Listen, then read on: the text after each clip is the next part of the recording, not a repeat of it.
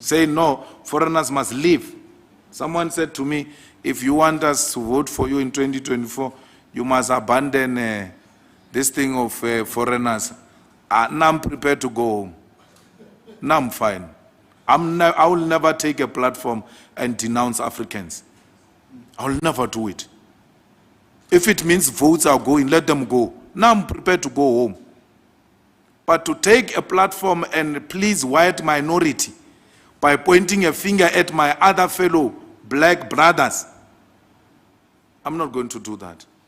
When I see a Nigerian or a Zimbabwean or a Congolese or Ghanaian, I see myself.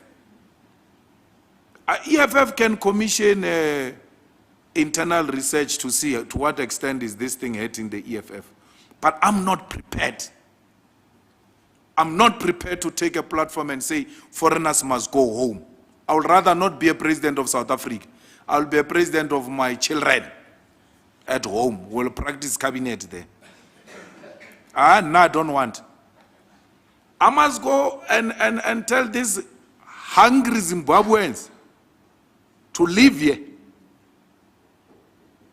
And when I tell them to leave, I send them to where? To die. To die. I'll rather die with them than to allow them to die alone. If this thing has cost us metros,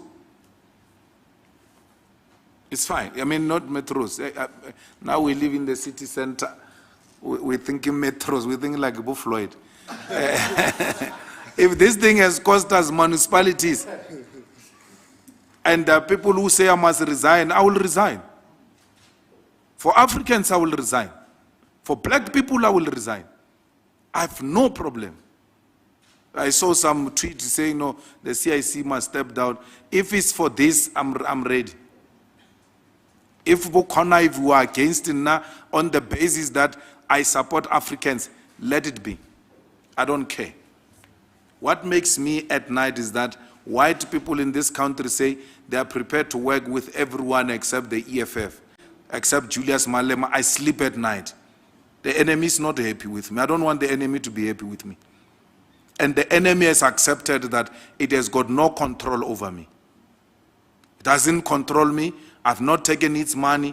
The state can use its own institutions to try and threaten us and do all manner of things. Investigators from 2008 and whatever years were fine. We're not scared of anything.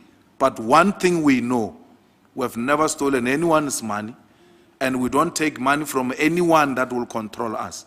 No one, after a meeting, you go home, you find some 3 well-built white people in your dining room. How did it go?